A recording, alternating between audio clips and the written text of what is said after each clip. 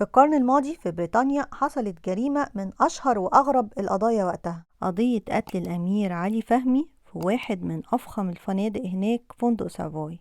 الجريمة حصلت في بريطانيا، لكن القصة بدأت في مصر في قصر الخلد، قصر عائشة فهمي. قصر أثري وقيمته الفنية كبيرة، بس القصص الغريبة اللي حصلت للناس اللي بتعيش في القصر خلته مشهور أكتر من قيمته الفنية. بتبدأ القصة زمان في عهد الملك فؤاد الأول من عند الأب علي باشا فهمي، اللي كان كبير اليوران في قصر الملك فؤاد بعد ما خلص دراسة الهندسة الزراعية بره، ورجع عشان يكبر ثروته ويزودها أضعاف أضعاف. ما كانش ليه في حياة السهر والاستهتار، كان بيحب شغله ومهتم بعيلته. كل مشكلته في الحياة إنه عنده 4 بنات ونفسه في ولد، وجاله الولد وسماه برضه علي. الأمير علي فهمي بطل القصة. لما علي بقى عنده تقريبا 16-17 سنة اتوفى علي باشا فهمي، وساب لأولاده ثروة كبيرة جدا. ورث علي فهمي ثروة لا تعد. علي باشا فهمي رغم ثروته الكبيرة كان معروف انه بخيل بالنسبة لطبقته، وده خلى علي فهمي الصغير اول ما ورث كان العكس، كان مسرف جدا، وكان عنده عقدة الحاجة اللي ب10 جنيه يدفع فيها 20، لدرجة ان قمصان الزراير بتاعته كانت بتتعمل من اللولي الحر، ومعظم الادوات اللي بيستخدمها من الذهب الخالص. وكان بيركب الاغلى العربيات اللي ما بيركبهاش غير الامراء والملوك، كان بيجيبها من اوروبا احيانا بضعف تمنها عشان يمتلكها اول ما تنزل. كانت اخباره مالية ألسنة الناس والصحافة، وكانوا بيسموه الامير علي فهمي. ولقب الامير مش بيمنح لاي حد بره الاسرة المالكة، والغريبة ان الاسرة المالكة اللي محدش كان يجرؤ يزعلهم، واللي حاجة زي دي كان ممكن تسبب الاعدام لصاحبها، عمرهم ما اعترضوا، وعمرهم ما كذبوا انه مش الامير علي فهمي. كانت علاقته بالعيلة المالكة قوية، وكان صاحبهم وبيسهر معاهم وبيسافر مع. قرر علي فهمي يبني قصر مميز مفيش زيه عشان يتجوز فيه ويسميه قصر الخلد. اتفق مع مهندس من أكبر المهندسين الإيطاليين في الوقت ده، وعلى النيل على طول في الزمالك بناله القصر الوردي المميز اللي موجود لغاية دلوقتي كمزار أثري. اتعمل القصر زي ما طلب، مليان قطع فنية ولوحات مميزة، تماثيل، كل حاجة معمولة من الأحجار المميزة والعقيق ومية الذهب. علي فهمي أول ما ورث الثروة كان لسه صغير جدا، واتلم حواليه شلل الفساد والمنتفعين، وكان أولهم المدرس الخصوصي بتاعه، اللي قاله سيبك خالص من التعليم، أنا هبقى المساعد بتاعك. وعرفوا طرق السهر والشرب، وبقوا يسهروا كل يوم في الملاهي الليلية في أغلى الفنادق. وأكيد كان حواليه معجبات كتير وستات بيصرف عليهم مبالغ كبيرة. وفي وسط كل دول وهو عنده 22 سنة وقع في غرام مارجريت ميلر الشهيرة بماجي، اللي اتعرف عليها في واحد من الفنادق الكبيرة اللي بيسهر فيها. ماجي كانت أكبر منه ب10 سنين، فرنسوية، وسمعتها مش قد كده، وكان عندها قصة كبيرة. ماجي كانت شخصية جذابة وملامحها بريئة، بس هي في الحقيقة ما كانتش بريئة خالص. ماجي كانت متربية في أسرة فقيرة في الريف الفرنساوي، باباها كان بيشتغل سواق، ورغم كده كانت عينيها واخدة على القصور وعيشة الأغنياء، لأن مامتها كانت واحدة من المسؤولين عن تنظيف القصور الريفية للنبلاء والأثرياء. وفي يوم وهي صغيرة كانت بتلعب بالكورة مع أخوها، اتحدفت منها الكورة بعيد، وجري أخوها عشان يجيبها، خبطته عربية وتوفى في الحادثة دي. وقتها مامتها وباباها اعتبروها كأن هي المسؤولة عن وفاة أخوها، واتضايقوا منها لدرجة إن هما ودوها الدير تتربى هناك. ولما كبرت ماجي وبقى عندها 16 سنة سابت الدير وهربت منه، وسافرت على بريطانيا تدور على خالتها اللي عايشة هناك، وتعرفت على واحد غني ودخلت معاه في علاقة وخلفت منه بنت غير شرعية ما اعترفش بيها. وقررت ماجي انها تعيش في مستوى مرتفع بأسوأ الطرق، عن طريق علاقات مع شباب من الطبقة الغنية. كانت تسهر في الأماكن والحفلات اللي فيها الرجال الأغنياء والطبقات الراقية عشان تعرف تتعرف عليهم. في وقت الحرب العالمية الأولى اتبرعت ماجي مخصوص للمساعدة في الجيش في بريطانيا عشان بس تتعرف على حد مهم هناك، وتعرفت على أهم واحد هناك، ولي العهد الأمير إدوارد. وفي بعض المصادر بتقول إن اللقاء كان مترتب من الأسرة المالكة عشان يرفهوا عن ولي العهد في وقت الحرب. علاقتهم استمرت سنة وبعدها سافر وقطع علاقته بيها. طبعا ماجي ما كانتش عايزة تفقد علاقتها بأهم شخص في بريطانيا، ولي العهد شخصيا، فحاولت ان هي ترجعه بكل الطرق، لدرجة ان هي هددته بالجوابات اللي كان بيبعتها لها ايام الحرب ويقول فيها رأيه في سياسات بريطانيا في الحرب العالمية الاولى. لكن فشلت محاولاتها واضطرت تسيب بريطانيا كلها وترجع على فرنسا، وكانت سايبة بنتها في مدرسة داخلي هناك. وبعد سنين الأمير إدوارد اتعرف على مراته اللي حبها، وعشان يتجوزها اتنازل عن عرش بريطانيا لأنها كانت مطلقة، وده كان غير مسموح بيه في الوقت ده. أما ماجي فرجعت لعادتها، تسهر في الفنادق الكبيرة والملاهي الليلية الغالية، وفي واحدة من السهرات اتعرفت على شاب من الأغنياء المصريين اللي كانوا متعودين يصيفوا في أوروبا في الفترة دي. وبيتقال في بعض المصادر إنه اسمه عمر، وإنه ابن خالة علي فهمي وسبب المعرفة، والشاب ده توفى في نفس السنة في حادث. المهم إنه في وقتها أعزمها إن هي تروح مصر، وإنه هيتكفل بكل المصاريف، لأن ماجي كان عندها مشكلة في الرئة، وكانت الدكاترة دايما ينصحوها إنها تروح تقضي فترة طويلة في بلد جوها دافي. ماجي رغم جاذبيتها بس كانت بالنسبة للشباب اللي حواليها مش أكتر من علاقة عابرة للتسلية، ما عدا الأمير علي فهمي اللي حبها بجد وتعلق بيها جدا. الأمير علي فهمي اللي وقتها كانت أخباره وصوره مالية الصحف العالمية، أكيد كان حواليه ستات ومعجبات كتير بيحاولوا يتقربوا منه، بس الحقيقة إن معظمهم كانوا من نوعية ماجي عشان طريقة حياته والأماكن اللي هو دايما متواجد فيها. وقبل ما يتعرف على ماجي حاولت مامته إن هي تجوزه علشان تبعد عنه شلل المنتفعين والحياة اللي هو عايشها، وفعلا وافق، رغم انه تقريبا كان اغنى شاب في مصر، بس كل العائلات الراقية رفضوا ان هم يجوزوه بناتهم، خافوا على بناتهم، حياته كلها ستات وشرب وسهر، مع ان معظم الشباب الاغنياء في الوقت ده كانوا عايشين بالطريقة دي، بس هو كان متسلط عليه الاضواء، وكمان كان زيادة شوية عنهم كلهم.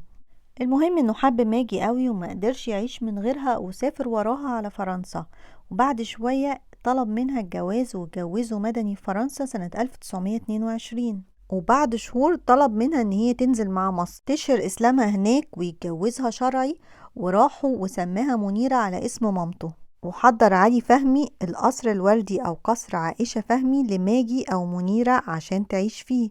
أمر علي إن كل حاجة بتستخدمها ماجي في القصر تتصنع من الذهب، وقال لها إنه هيجيب لها أوضة نوم ملكية، واشترى لها أوضة نوم ملك صربيا بسعر خيالي.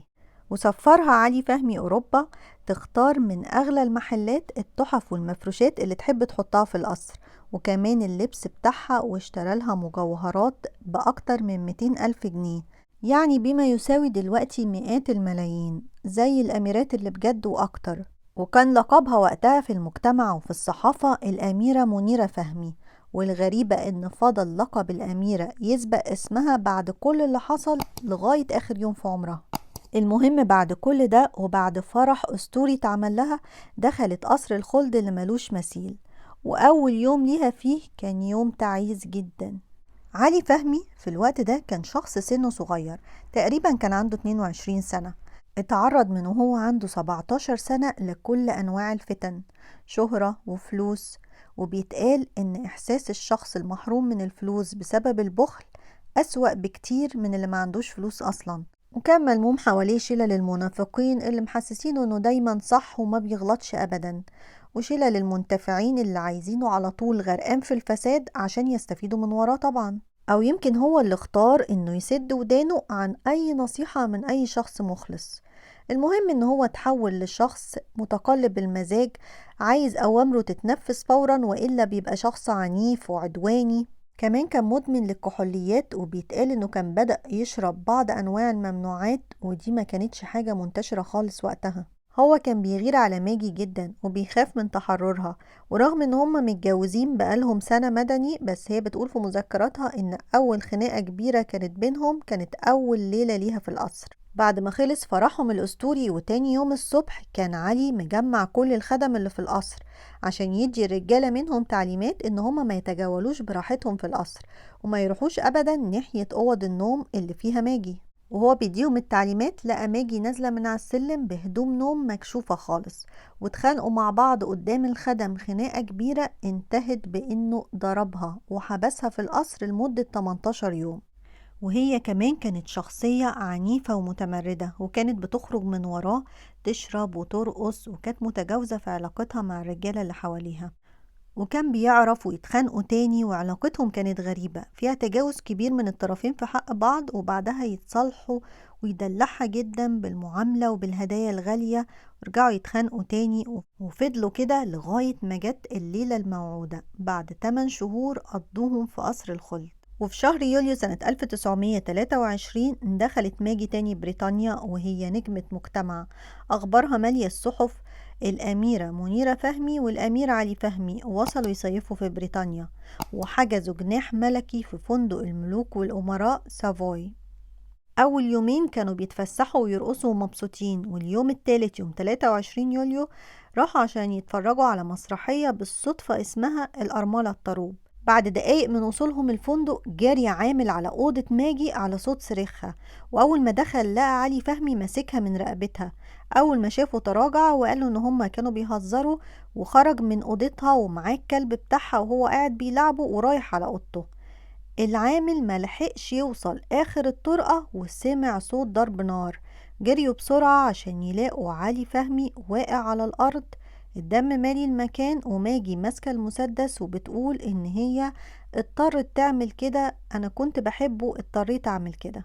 طلبوا الإسعاف بسرعة عشان يحاولوا ينقذوه، لكن هو مات في عربية الإسعاف قبل ما يوصل المستشفى، وتحفظوا على ماجي. وصل البوليس بعدها على طول ولقى مسرح الجريمة بيتنظف، وكان تبرير الفندق إن هي معترفة والقضية خلصانة، وإنهم بيحاولوا يحافظوا على سمعتهم. ورغم الظروف السياسية والأحداث الكتير اللي كانت موجودة في العالم في الوقت ده، القضية كانت أشهر قضية في العالم في الوقت ده. مفيش صحافة لا شرقية ولا غربية ما بتتكلمش عن القضية. الأمير المصري اللي قتلته مراته الفرنسية، واللي هو أصلا كانت دايما أخباره موجودة في الصحف علشان اليخوت الغالية اللي بيشتريها والقصور المميزة والعربيات والحياة الفخمة اللي هو بيعيشها. وفي الوقت اللي الكل كان متأكد فيه إن القضية خلصانة وإن هي هتاخد إعدام، لكن ماجي كان ليها ترتيب تاني. استعانت بالسير مارشال هيل، أكبر وأمكر محامي مش في بريطانيا بس في العالم كله. أخد منها وقتها أجر خيالي 3000 جنيه استرليني و500 جنيه استرليني لكل واحد من المساعدين بتوعه. كان عنده 2 مساعدين، غير 4000 جنيه اتدفعوا للصحافة الإنجليزية والفرنسية عشان يغطوا القضية بشكل يومي ويقلبها قضية رأي عام. وتحولت لقضية رأي عام عنوانها خلاف ما بين الحضارة الغربية وتخلف وهمجية الشرق. السير مارشال في المحكمة تجاهل خالص ماضي ماجي اللي لها سمعة سيئة معروفة في بريطانيا، وصورها للمحكمة إن هي مجرد فتاة بريئة اتعرضت للعنف، وقال في مرافعته الشهيرة إنها استدرجت من قلب الحضارة لظلام الصحراء، وإن الرصاص اللي خرج من مسدسها كان رصاص خرج من فريسة مذعورة ضد ذئب بشري كان عايز يفترسها. وبيطلب من المحكمة تعتبره دفاع عن النفس أو قتل خطأ. ودي المرافعة اللي كتبها أيامها الصحفي الدكتور يونان رزق في جريدة الأهرام. وبدأت المحكمة تسمع شهود الإثبات اللي طلبهم، اللي كان منهم الخدم اللي شهدوا إن كان عنيف معاها وإنه ضربها في أول يوم جواز ليها في القصر، وعامل الفندق طبعا اللي سمع صريخها وشافه وهو خانقها. لما النيابة سألت ماجي ليه ما سبتوش وانفصلتي عنه، حكت لهم إن في يوم كانوا بيتفسحوا باليخت بتاعهم وراحوا الأقصر يحضروا الافتتاح بتاع اكتشاف مقبرة توت عنخ آمون، وإنه يوميها شاور لها على التوابيت الفرعونية وقال لها لو فكرتي تسيبيني وتبعدي عني هتكوني مدفونة في واحد زي ده. وبالمناسبة في بعض الصحف أيامها كتبت إن اللي حصل لعلي فهمي هي لعنة الفراعنة. المهم مين بقى شاهد الإثبات اللي أكد كلامها؟ مدرسه والمساعد بتاعه وسبب فساده الأول، سعيد الكناني.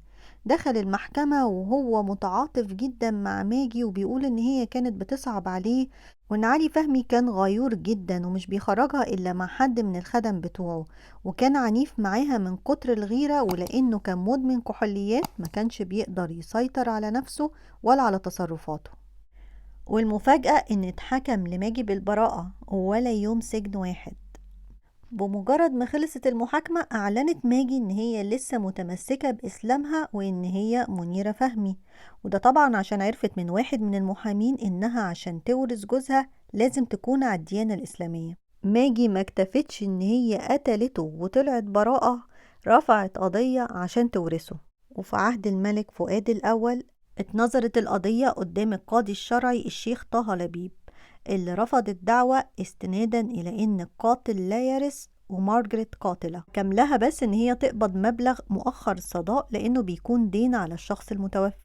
علي فهمي كان عامل لها تنازل عن القصر باسمها، لكن تم تجاهل التنازل ده والقصر انضم للميراث اللي اتوزع على الورثة. مبلغ المؤخر كان كبير غير المجوهرات، وقدرت مارجريت تجيب بنتها وتعيش بره كويس، واستغلت شهرتها انها بتعمل لقاءات صحفية وبتقبض عنها فلوس، غير ان هي باعت مذكراتها وكمان حاولت تمثل أو تقريبا مثلت فيلم. عاشت في فرنسا لغاية سن 80 سنة، وبيتقال إن حالتها المادية كانت وحشة قوي بعد ما استغلها واحد وأخد كل فلوسها. في آراء كتير بتقول إن مارجريت كانت مظلومة وكانت بتحبه وقتلته في لحظة غضب رد فعل على عنفه معاها. هو الوحيد اللي أكرمها واتجوزها، وكمان كان معيشها زي الملوك وبيغفر لها أخطائها الكبيرة. ليه هتتخلى عن كل ده؟ لكن كان في آراء تانية اتكتبت تحت عنوان الجريمة الكاملة. ماجي حضرت لجريمتها الكاملة، حضرت المسدس، اختارت المكان برا مصر عشان يبقى بعيد عن أهله والخدم بتوعه، استفزته وعملت الشو اللي حصل في الفندق عشان يبقى معاها شهود ودافع وتخلص منه ومن غيرته وتحكمه من غير ما تخسر الفلوس اللي ما يهمهاش غيرها. انتهت قصة الأمير علي فهمي، بس قصص القصر لسه ما انتهتش. وتوزع الميراث، والقصر كان من نصيب أخته عائشة اللي دخلت القصر عشان تعيش فيه هي وجوزها سعيد بيه.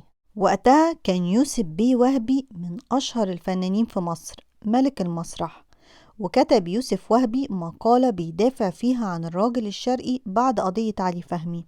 والحقيقة مش هو بس، كان كتير من الصحفيين والمثقفين بيبعتوا مقالات للصحف العالمية عشان يحاولوا يصلحوا صورة الراجل الشرقي بعد القضية، وينفوا ان دي طريقة التعامل في الشرق، وان الراجل الشرقي المثقف المحترم بيحترم المرأة وما بيكونش عنيف معاها. المهم يوسف وهبي وقتها قرر يعمل مسرحية يهاجم فيها الجواز من الأجنبيات ويصحح صورة الرجل الشرقي اسمها أولاد الزوات. عائشة فهمي كانت دايما بتحضر مسرحيات يوسف وهبي. هو كان عامل اشتراك لأماكن مميزة في المسرح بيدفع بالسنة وتمنه غالي، وهي كانت مشتركة فيه. وبيتقال كمان ان بدأ يبقى فيه معرفة شخصية بينهم لما قرر يوسف وهبي انه يحول المسرحية لأول فيلم عربي ناطق، فيلم أولاد الزوات اللي مقتبس من قصة حياة علي فهمي. عائشة فهمي رغم ان هي متجوزة واكبر من يوسف وهبي ب16 سنة، بس هي حبته وقرروا ان هما عايزين يتجوزوا. طلبت عائشة فهمي من جوزها الطلاق عشان تتجوز يوسف وهبي، ولما رفض عرضت عليه 100,000 جنيه اللي هما كانوا وقتها قيمتهم ملايين الملايين، وهي كمان ورثة من باباها ثروة كبيرة غير نصيبها من ثروة أخوها. وطلقها سعيد وخرج من القصر ومرجعش، زي ما علي فهمي خرج قبل كده من القصر ومرجعش، وزي ما يوسف وهبي هيخرج منه برضه. اتجوزت عائشة فهمي يوسف وهبي ودخل يعيش معاها في قصر الخلد، وكان في هجوم عليهم كبير من الطبقة الراقية، ما كانوش شايفين ان جوازهم مناسب ابدا، مش عشان هي اكبر منهم ب16 سنة ولا عشان اتطلقت من جوزها عشانه، بس عشان هو فنان حتى لو هو بيه وابن بشوات.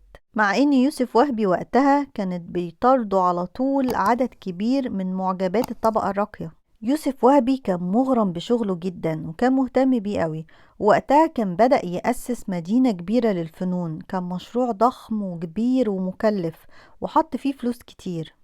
وقتها يوسف وهبي قابلته مشاكل كتير في المشروع وناس وقفت ضده، وكان في بينه وبين عائشة مشاكل كتير.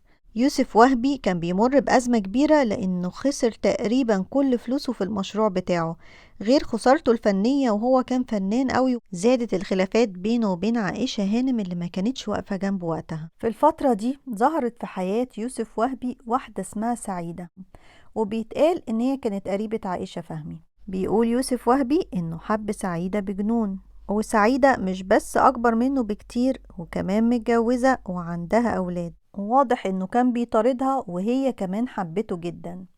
وفي يوم من الأيام سعيدة سابت بيتها وولادها وجوزها وفلوسها وسافرت على بيروت، وبعتت لجوزها تقوله إنها مش هترجع وإنها مشيت لأنها بتحب يوسف وهبي، وطبعا طلقها. لما عرفت عائشة بالعلاقة اللي بينهم عرضت على سعيدة أرض كبيرة قصاد إنها تخرج من حياتهم، لكن سعيدة رفضت. ولما اتأكدت إن يوسف وهبي هيروح وراها لبنان عشان يتجوزوا قررت تنهي العلاقة حالا. مش بس طلبت الطلاق، دي خرجته من القصر مطرود، ومن غير ما توافق تديله أي حاجة من حاجته ولا حتى هدومه ولا مذكراته اللي كان كاتبها بالتفصيل ولا أعماله الفنية اللي كان مألفها ومحضرها عشان يشتغل بيها. رفضت تديله أي حاجة. وبعدها بفترة طلب من أخت عائشة إنها تتوسط له عندها عشان بس تديله الصور الفنية على المسرح، وفعلا اديتها له. ولسه حكايات القصر مستمرة. عائشة هانم مش هتسكت، عايزة تغيظ يوسف وهبي، فراحت اتعرفت على الفنان شكوكو، عكس يوسف وهبي تماما. يوسف وهبي فنان أرستقراطي وشكوكو فنان شعبي، بس هو في الحقيقة كان غير الأفلام. شكوكو في الحقيقة كان بيحب يلبس أشيك لبس وساكن في فيلا حلوة، وكان معروف عنه إنه بيركب أغلى وأحدث عربيات، وكانت حياته الأسرية مش مستقرة، كان بيتجوز ويطلق كتير قوي. وكتب يوسف وهبي وانتقد جوازهم وقال ازاي سيدة أرستقراطية زي عائشة فهمي تتجوز مونولوجيست. جوازهم ما طولش كتير، وخرج شكوكو من القصر ومرجعش زي اللي قبله. أما يوسف وهبي ففضل متجوز سعيدة لآخر يوم في عمره، ما خلفوش. وسعيدة كتبت في مذكراتها إن رغم إن يوسف وهبي كان بيحبها وبيحاول يعوضها طول الوقت، بس هي لغاية ما بقى عندها 80 سنة كانت بتصحى كل يوم من النوم بإحساس إن هي مش عارفة إزاي عملت كده، إزاي سابت حياتها وولادها ومشيت.